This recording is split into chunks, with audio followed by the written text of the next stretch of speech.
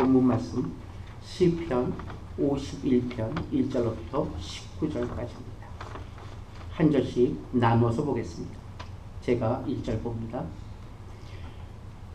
하나님이여, 주의 인자를 쫓아 나를 긍휼히 여기시며 주의 많은 자비를 쫓아 내 죄가를 도말하소서.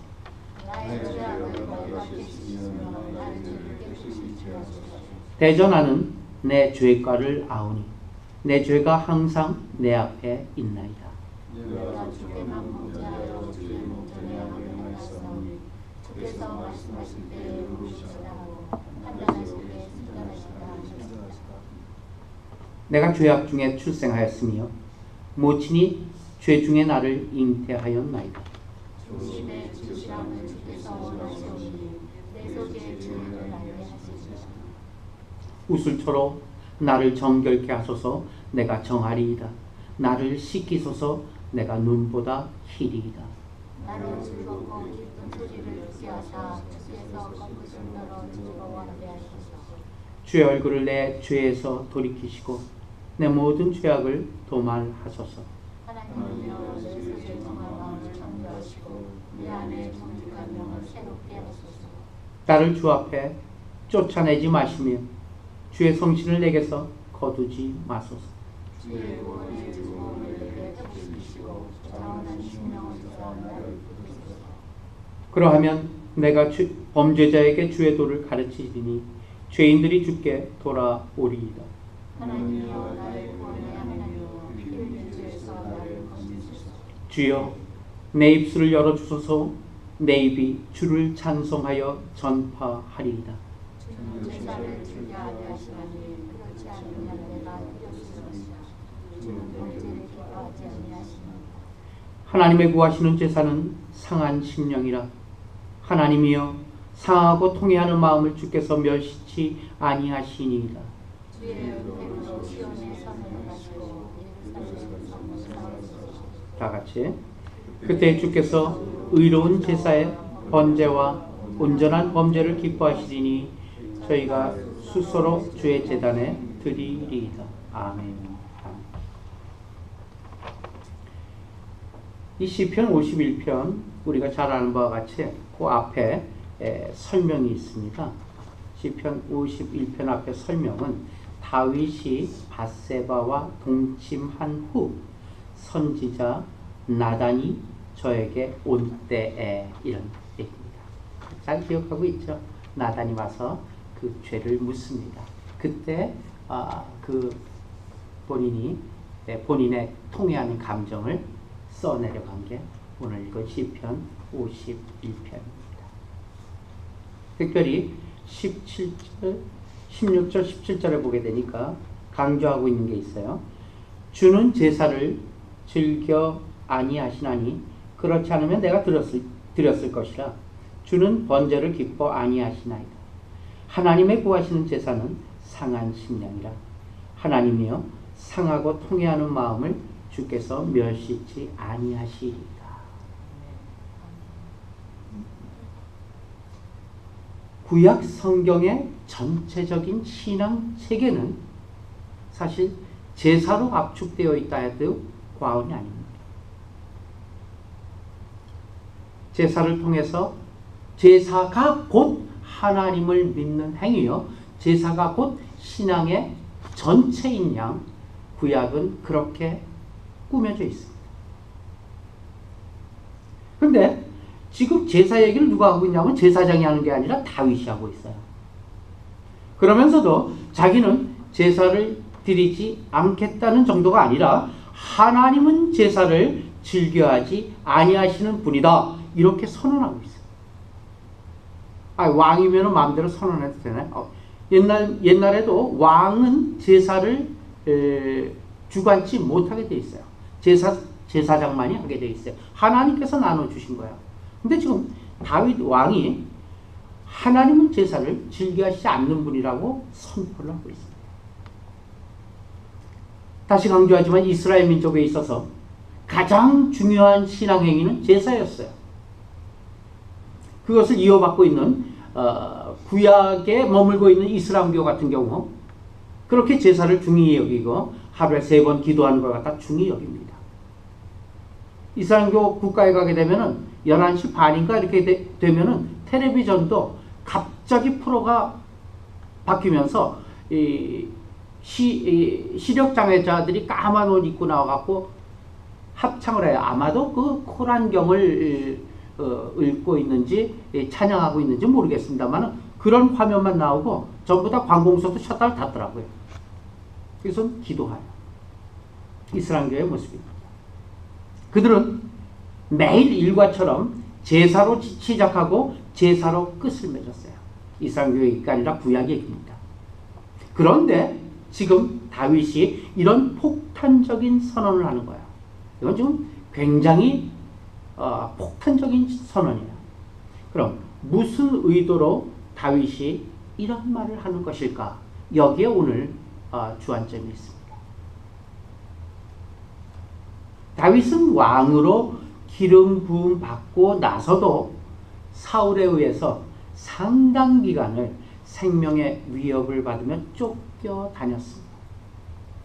사무엘하 5장에서 보게 되면은 사울이 죽습니다. 그리고 드디어 다윗이 왕이 되죠. 그때까지 이제 다윗이 진정한 왕위에 오를 때까지 중요한 일이 있다면 어떤 것을 갖다 꼽을 수 있을까요? 다윗의 일생을 지금 살펴보고자 하는 것입니다. 제일 먼저 우리들이 잘 기억하고 있는 물맷돌 사건이 있겠죠. 청년 시절 물맷돌 5개로 골리앗을 죽인 사건. 이건 기가 막힌 사건으로 우리는 기억하고 있어요. 사울에게 쫓겨다녔던 많은 기간 동안 사울을 2번이나 죽일 기회가 있었어요. 분명히 사울은 잠을 자고 있었고 틀림없이 죽일 수 있었어요. 그렇지만도 죽이지 않은 사건. 이것도 참 다윗 대단한 사람이야. 이러한 느낌으로 이러한 감정 속에서 볼 수 있는 사건입니다. 그리고 사무엘하 5장 이후서부터 시작해서 다윗은 왕이 되어서 이스라엘 영토를 어떻게 넓히고 강한 나라를 만들었는가 하는 과정이 낱낱이 기록되어 있어요. 인근에 있는 모든 나라를 쳐서 항복을 받고 또 조공을 받고 이스라엘은 점차 확장되는 일이 5장 이후 사건. 또 6장으로 넘어가면 무슨 사건이 있냐면은 여호와의 궤를 가져오는 사건이 있죠. 여호와의 궤가 빼앗겼잖아요. 블레셋 사람들한테. 그 궤를 가져오는 사건이 있어요. 운반하는 도중에 낙원의 타작마당에서 소가 뛰는 바람에 궤가 떨어지려고 했을 때 우사가 그 궤를 붙잡아요. 떨어지지 않게. 큰일 나죠. 떨어지면 붙잡았다가. 그런데 죽는 사건이 일어나요. 그래서 베레스 우사다 이러한 기억하시죠? 그런 이름도 붙여지게 됐고, 그리고 거기에 있는 오벳 에돔의 집에 궤를 놓아두게 돼요. 왜? 또 누가 만지다가 또 죽을까봐 다윗이 겁이 났어요. 그래갖고 거기다 놔두는 거예요. 그런데 그 궤로 말미암아 오벳 에돔 집이 복을 받게 돼요. 하나님께서 큰 복을 내리시는 거 보고 나중에 다시 가져오기로 하죠. 다윗이. 그러면서 가져오면서 너무 기뻐서 궤를 갖고 오면서 덩실덩실 다리를 올리고 춤을 춰요. 그 모습을 창가에서 보고 있었던 아내 미갈은 사울의 딸이죠. 그 미갈이 뭐라고 합니다. 힐난하죠. 어떻게 왕이 돼갖고 채통 없이 저렇게 또 속옷을 안 입잖아요. 저 중동지방 사람들은. 그런데 다리를 번쩍번쩍 드니까 부끄러운 것들이 다 보이겠죠. 그러니까 힐난을 하죠. 그때 다윗은 이렇게 얘기해요. 내가 이보다 더 낮아져서 스스로 천하게 보일지라도 내가 말한 바 계집종에게는 내가 높임을 받으리라. 이런 얘기를 해요. 사울의 딸 미갈은 이 일로 인해서 평생 아이를 갖지 못하게 됩니다. 다시 얘기하면은 하나님 쪽에서 본다면은 미갈의 판단보다는 다윗이 옳았다고 하나님께서 손을 들어주는 그런 사건이 있습니다. 그게 6장이에요. 뒤에서 7장으로 넘어가면서 성전 짓겠다는 얘기 나오죠. 그렇지만 하나님께서 뭐라 그래? 너 짓지 못한다. 이렇게 하나님께서 말씀하세요. 그는 거기에서 그치지 않고 자기 자손 중에 누가 성전을 짓더라도 부족함이 없도록 금은 보화를 많이 모아서 물려줍니다. 바로 그 아들인 솔로몬이 후일에 넉넉하게 예루살렘 성전을 짓게 되죠. 9장으로 넘어가면서 요나단과의 우정 얘기 나오죠. 요나단과의 옛 우정을 잊지 않고 그의 아들 무비보셋을 불러서 함께 식탁에 앉아서 먹는 그러한 사건을 통해서 다윗을 우리에게 보여주고 있습니다. 이러한 과정을 통해서 우리가 생각하는 다윗을 한번 얘기해 봅시다. 다윗은 신앙에도 뛰어났어요. 물맷돌 5개 사건 뭐 기가 막힌 거 아니겠어요? 인간미에서도 뛰어났어요. 이 요나단과의 우정 잊지 않았어요. 용맹에서도 뛰어났죠. 의리에 있어서 사울을 안 죽였어요. 조금도 부족함이 없는 사람이에요, 사실은. 그러므로 우리는 다윗을 모든 면에서 완전한 사람이다. 특히 우리는 둘째 문제고, 이스라엘 사람들 보세요. 그 다윗 왕은 뭐 이스라엘에게 있어서 다윗의 별이 있잖아요. 근데 국기 자체가 다윗이에요. 다윗의 후손. 완전한 사람이라고 우리는 생각합니다. 하나님을 믿고 있는 우리도 마찬가지예요. 그렇게 다윗을 성경을 통해서 소개받았어요. 대단한 사람이라고. 하나님도 말씀하셨죠. 나중에 내가 내 마음에 합한 자다. 그를 통해서 내가 그에게 계획된 모든 일을 다 하리라. 이런 일이 있어요. 그런데 뜻밖의 사건이 생기는 거예요. 그게 무엇입니까? 오늘 읽은 그 사건의 전말인데 사무엘하 11장 1절부터 3절까지 잠깐 보겠습니다. 1절 제국이죠.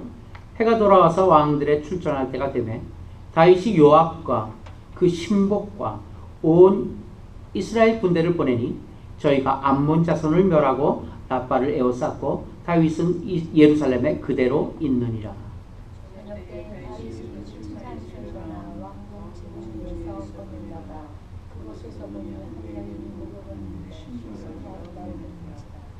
다 같이 다윗이 보내어 그 여인을 알아보게 하였더니 그와대 그는 엘리암의 딸이요 햇사람 우리아의 아내 바세바가 아니니까. 그 뒤는 우리가 설명할 필요도 없이 잘 압니다. 잘 아는 바세바 사건이 터집니다.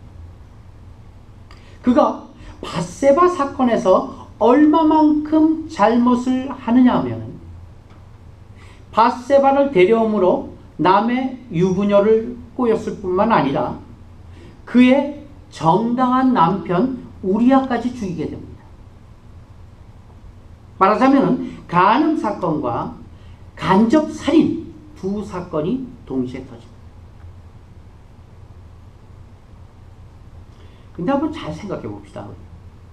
간음 사건을 다른 경우들에게서 들춰봅시다.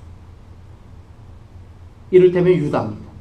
유다는 며느리 다말을 창녀인 줄 알고 들어갔다가 며느리에게서 애를 낳습니다. 이 사건을 예수 그리스도의 족보에서 빼놓지 않고 적고 있어요. 이것도 간음이죠. 큰 간음이죠. 어떤 면에서 보면 이거는 다윗보다 더한 거죠. 롯이 소돔과 고모라 성에서 빠져나와요. 그러나 빠져나와 살면서 술을 마시고 두 딸들의 작전에 말려들어서 두 딸들과 더불어 동침을 합니다. 그래서 암몬과 모압 족속이 생겨났죠. 근데 성경은 이 유다 사건이다. 그리고 롯의 문제에 대해서 시비가 없어요. 그랬다 하는 사실을 전달함으로 더 이상 발전이 없습니다. 사실. 유독 다윗과 바세바 사건에 대해서만은 그토록 강경합니다. 그 차원에서 한번 다윗을 살펴보기를 바랍니다. 우리는 이 사건을 성경을 통해 읽으면서 마치 우리가 나단이 된 것처럼 분을 참지 못해요. 아니 이럴 수가 있어.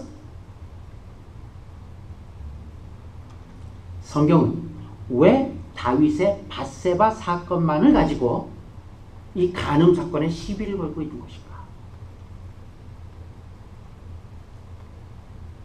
결론부터 얘기한다면 이 사건이야말로 우리에게 전달하고 싶은 메시지, 하나님께서 성경을 통해서 우리에게 전달하고 싶어하는 메시지를 갖다 넣을 수 있는 좋은 샘플이 되기 때문이라는 얘기입니다. 다윗이 그동안 쌓아왔던 것 쭉 지금 살펴봤어요. 청년 다윗서부터 여기에서 이 사건에서 하나도 남김없이 물거품이 돼버리고 맙니다. 그렇죠? 우리가 읽고 있었던 다윗도 마찬가지 아니에요? 요 부분에 와서는 다윗의 과거에 있었던 게 전부 다 사상 누각이죠. 그 전 생애가 이 사건으로 무너지고 그의 위협과 명예와 자랑과 쌓아온 모든 경력이 하나도 남김없이 모두가 다 진토가 되는 순간이 바로 이 사건입니다. 그런데 그렇게 보는 것이 옳은가? 사실 말이에요.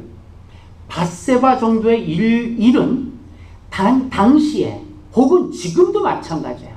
다른 왕정에서는 큰 문제 삼지 않는 일이에요. 이런 일이 비일비재했어요. 사실. 지금도 안 그렇습니까? 비일비재합니다. 권력을 가지고 얼마나 많은 일들이 일어나고 있어요. 그런데 왜 다윗에게만은 하나님께서 비일비재한 일을 집요하게 문제 삼고 있느냐?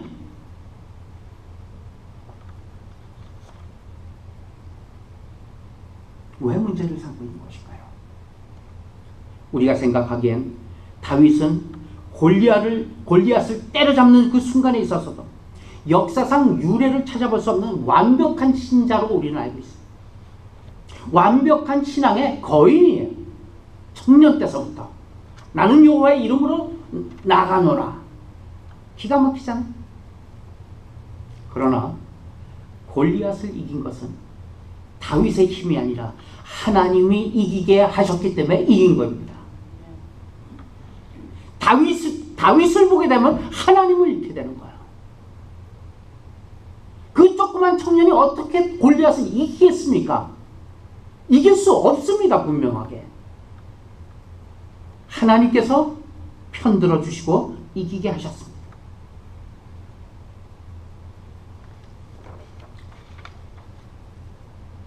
그가 너무나 이러한 것들로 인해서 높아져 있었기 때문에 그만큼 밧세바 사건으로 인한 추락은 상대적으로 깊어 보이는 거예요. 그리고 이 추락이 무엇인가? 오늘 메시지의 초점입니다. 추락이 무엇을 뜻합니까? 추락이 뜻하는 것은 그를 높여놓은 것이 진정한 높임이 아니다라는 얘기예요. 사무엘하 10장까지 하나님께서 하신 일들은 다윗이 진정 그 복들과 능력들과 결과들을 다 얻어도 좋은 수준이었기 때문에 준 게 아니다라는 얘기예요. 오히려 하나님께서는 이 다윗의 밧세바 사건을 확실하게 해주시기 위해서 그 복들을 먼저 주셨는지도 모른다는 얘기입니다. 밧세바 일에 부딪힘으로써 상대적으로 하나님이 다윗에게 지적하고 싶었던 일이 있었는지 모릅니다. 그 일을 밧세바 사건 그의 실수로 인해서 그의 실수를 이용해서 사용해서 하나님께서는 다윗에게 얘기하고 있는 거예요. 잘 보세요. 다윗이 쭉 그런 일이 있다가 이 밧세바 일로 인해서 다윗이 어떻게 변했는지를 보시길 바랍니다. 시편 40편 1절로부터 6절까지 같이 한번 또 나눠서 읽죠. 내가 여호와를 기다렸더니 귀를 기울이사 나의 부르짖음을 들으셨도다.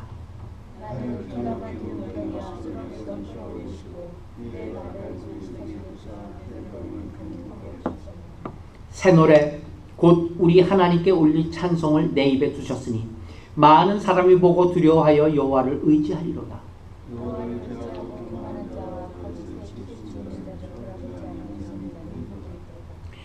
여호와 나의 하나님이여, 주의 행하신 기적이 많고 우리를 향하신 주의 생각도 많도소이다.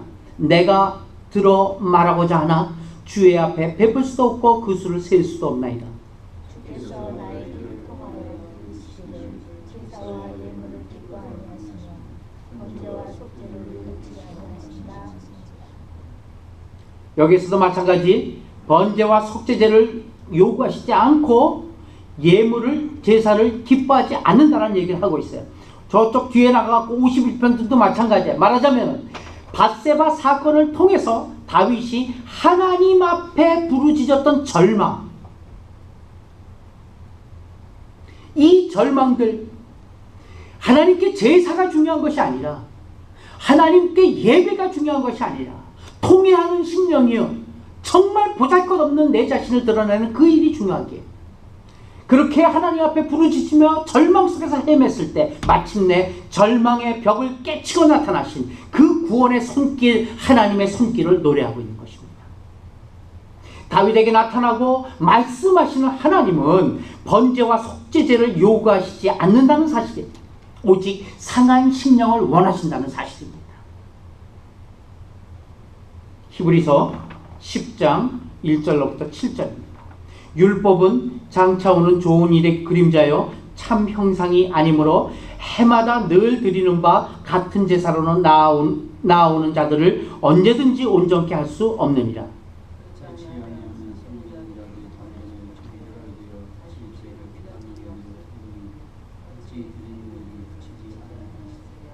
그러나 이 제사들은 해마다 죄를 생각하게 하는 것이 있나니, 그러므로 세상에 임하실 때 가라사대 하나님이 제사와 예물을 원치 아니하시고 오직 나를 위하여 한 몸을 예비하셨도다. 이에 내가 말하기를 하나님이여 보시옵소서, 두루마리 책에 나를 가리켜 기록한 것과 같이 하나님의 뜻을 행하러 왔나이다 하시니라. 아멘. 시편 40편 7절 8절, 그것을 인용한 게 히브리서 10장 7절이에요. 이 7절에 있잖아요. 하나님의 뜻을 두루마리 책에 가리켜 기록한 것 같이 하나님의 뜻을 이루러 오셨느니라. 앞의 말씀은 제사가 인간의 죄를 다 씻을 수 없는 하나의 상징에 불과하다는 얘기죠. 앞에 있는 제물이 아닌 이제 온전한 제물로 오시는 예수 그리스도만이 우리의 죄를 온전케 씻어 주실 수 있는 사건이다, 이 얘기입니다. 그러므로 세상에 임하실 때 가라사대 하나님이 제사와 예물을 원치 아니하시고 오직 나를 위하여 한 몸을 예비하셨도다. 히브리서 10장 5절의 말씀이에요. 그 한 몸이 누구십니까? 예수 그리스도십니다. 구약의 모든 신자들이 대부분 오해한 것 같이 제사 드리는 것이 구원의 한 조건이라고 생각합니다. 요즘도 많은 교회 내에서의 생각이 그와 크게 다르지 않습니다. 예배가, 헌금이 구원의 조건이냐, 그렇게 착각하기도 쉽습니다. 하나님을 믿고 산다는 것, 그것은 나로 말미암지 않고 사는 일입니다. 내게 있는 것으로 말미암지 않고 사는 것입니다. 하나님을 믿고 산다는 것은 오직 하나님으로 말미암아 사는 것임을 믿으시길 바랍니다. 내 구원은 하나님의 손에 있기 때문에 하나님만이 구원이시고 내 인생의 주권자이시고 그분만이 나를 살 힘을 주시는 분이십니다. 그러므로 사무엘하 11장 이전까지 진술된 그 다윗의 전생에는, 말하자면은 물맷돌 5개서부터 시작해서 전생에는 사무엘하 11장 이전, 그러니까 밧세바 사건 이전의 신앙은 하나의 신앙이 아닌 종교요, 인격에 불과하다는 것을 성경은 지적하고 있는 것입니다. 다윗의 모든 이 기록은 둘로 나눌 수 있어요.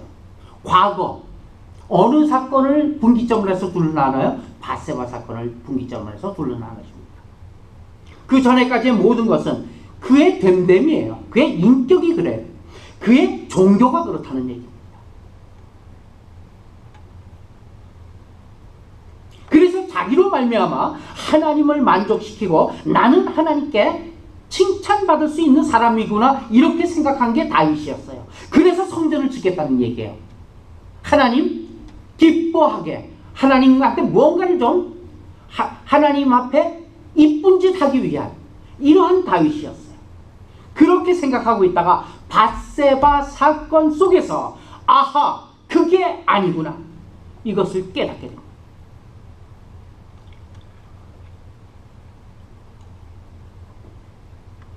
어느 날 나단 선지자가 찾아와 어떤 부자가 있었는데 옆에 어린 양 한 마리만 가지고 사는 사람이 부자는 양이 셀 수 없이 많은데 부자가 그 한 사람이 갖고 있는 양을 뺏어버렸다는 얘기를 합니다. 다윗이 그 사람 반드시 죽여야 한다고 열을 내죠. 그때 나단은 그게 바로 당신이요 이렇게 말한 겁니다. 다윗은 아름다운 여인을 범하고 그의 남편을 죽이려고 했던 그것이 자신의 스스로의 마음보다는 그때 그가 깨달은 게 뭐냐면 내재하고 있는 죄악 때문임을 알지를 못했어요. 로마서 7장 5절로부터 7절입니다. 같이 한번 한 목소리를 보죠. 이건 시작. 우리가 육신에 있었을 때에는 율법으로 말미암은 죄의 정욕이 우리 지체 중에 역사하여 우리로 사망을 위하여 열매를 맺게 하였더니 이제는 우리가 얽어맸던 것에 대하여 죽었으므로 율법에서 벗어났으니 이러므로 우리가 영의 새로운 것으로 섬길 것이요 의문에 죽은 것으로 묵은 것을 아니할 것이다. 그런즉 우리가 무슨 말 아니요 율법이 죄냐? 그럴 수 없느니라. 율법으로 말미암지 않고는 내가 죄를 알지 못하였으니 곧 율법이 탐내지 말라 하지 않았더라면 내가 탐심을 알지 못하였으리라. 내재하고 있는 죄악. 자기가 행하든 행치 않든 내재하고 있는 죄악 때문에 그걸 알지 못했어요. 다윗은 본인도 모르는 사이에 저질러진 이런 죄악에 사실은 그 죄악이 깊은 뿌리를 갖고 있는 그것을 깨닫게 된 거예요. 그 후로부터 시편에 써있는 다윗의 고백을 보세요. 그 깊은 뿌리를 보고 통회하는 그러한 기도를 올리기 시작한 겁니다. 그게 오늘 본문입니다. 다윗이 밧세바 사건 하나에 일축되어 있는 것이 아닙니다. 밧세바 사건을 일으킬 수밖에 없었던 다윗의 속사람이 깊게 뿌리내리고 있었던 그 죄악의 뿌리를 깨닫게 된 겁니다. 다시 한번 볼까요? 시편 51편 1절서부터 5절까지만 봅시다. 이제 그 얘기가 이 얘기입니다. 시작. 하나님이여 주의 인자를 좇아 나를 긍휼히 여기시며 주의 많은 자비를 좇아 내 죄가를 도말하소서. 나의 죄악을 말갛게 시키시며 나의 죄를 깨끗이 제하소서. 대전하는 내 죄가를 아오니 내 죄가 항상 내 앞에 있나이다. 내가 주께만 범죄하여 주의 목전에 악을 행하여 싸우니 주께서 말씀하실 때 의로우시다 하고 판단하실 때 순전하시다 하리이다. 내가 죄악 중에 출생하였으며 모친이 죄 중에 나를 잉태하였나이다. 이게 지금 밧세바 얘기에 대한 죄를 사죄하고 있는 고백입니까? 다윗은 지나가는 밧세바 사건이지만 그 밧세바 사건을 통해서 자신은 죄 지을 수밖에 없는 그런 존재라는 걸 깨닫게 된 거예요. 여호와께서 내 주에게 말씀하시러 내가 내 원수로 발등상 되게 하기까지 너는 내 우편에 앉아 있으라 하셨도다. 시편 110편 1절. 거기에서 이렇게 통회할 때 하나님께서 그에게 보여주신 것이 누굽니까? 예수 그리스도십니다. 예수 그리스도는 육신상으로는 물론 다윗의 후손입니다. 그럼에도 불구하고 하나님께서 다윗에게 예수 그리스도를 보여주셨을 때 다윗은 그에 대해서 주여라는 표현을 쓰고 있다는 사실. 이 인간의 구원은 스스로의 힘으로, 스스로의 어떤 조건으로, 스스로의 어떤 노력으로 될 수 없고 하나님 쪽에서 준비된 하나님으로 말미암은 방법으로만이 될 것이라는 것을 이미 그는 일찍이 알게 되었다는 사실입니다. 한번 가볼까요? 시편 110편 2절부터 7절입니다. 시작. 여호와께 구속함을 받은 자는 이같이 말할지어다. 여호와께서 대적의 손에서 저희를 구속하사 동서남북 각 지방에서부터 모으셨도다. 저희가 광야 사막길에서 방황하며 거할 성을 찾지 못하고 줄이고 목마름으로 그 영혼이 속에서 피곤하였도다. 이에 저희가 그 근심 중에 여호와께 부르짖음에 그 고통에서 건져내시고 또 바른 길로 인도하사 거할 성에 이르게 하셨도다. 아멘. 여호와께서 예수 그리스도를 보내시고 그가 심판하실 것도 알게 하셨으며 동시에 그가 멜기세덱의 반차를 쫓아 영원한 제사장이 될 것이라는 것도 다윗에게 먼저 예수 그리스도께서 이 땅에 오시기 무려 1000여 년 전 먼저 다윗에게 알려주셨던 것입니다. 그리고 이미도 아브라함으로 하여금 멜기세덱에게 무릎 꿇게 하심으로 오실 예수 그리스도의 제사장 직분과 그 지위가 얼마나 높고 독특한지도 보여주셨습니다. 결론적으로 살펴본다면 하나님께서 다윗에게 이룬 결정적인 회심의 동기로 밧세바 사건을 이용하셨습니다. 물론 밧세바 사건을 하나님께서 만드신 것은 아닙니다. 그러나 다윗의 헛발질한 그 실수를 통해서 결정적인 회심의 동기를 다윗에게 주신 것입니다. 사실 그 사건 전에 다윗의 신앙적인 성공, 하나님에 대한 열심, 이것은 우리가 볼 때는 굉장한 거예요. 우리가 볼 땐 두렵고 아주 부러운 거예요. 그런지 몰라도 하나님 쪽에서 볼 때는 퍽이나 부족한 것이요 불완전한 것이었다는 사실입니다. 말씀을 마치겠습니다. 우리는 다윗도 그러하듯이 늘 믿을 만한 사람이 못 됩니다. 늘 반성하고 늘 회개하지만 참 부끄럽습니다. 그러나 우리야말로 막다른 골목에서 절망 가운데 부딪힌 경험도 있고 또 절망할 줄도 아는 사람입니다. 그리고 거기에서 멈추지 아니하고 바로 거기서 우리로 말미암지 않은, 우리로 인하지 않은 예수 그리스도로 말미암은 하나님의 선물과 하나님의 은혜로 우리를 구원하시는 그 구명줄, 하나님께서 내려주신 그 구명줄이신 예수 그리스도가 있음을 아는 사람이라는 사실입니다. 오늘도 진도 깊은 바닷속에는 계속 구명줄을 들이고 있지만 그것은 사람이 하는 힘없는 구명줄입니다. 우리는 평생을 이 구명줄을 잘 잡고 나가 우리가 더러운 헛발질 할지라도 통회하고 자복하며 하나님께 매달릴 때 하나님께서 우리를 결코 놓지 아니하시고 우리를 붙잡아 하나님의 뜻하심 속에서 하나님께 목적하신 그곳으로까지 안전하게 항해될 줄 믿습니다. 이 믿음 가운데 일주일 승리하는 우리 모두가 되시길 예수님의 이름으로 축원합니다.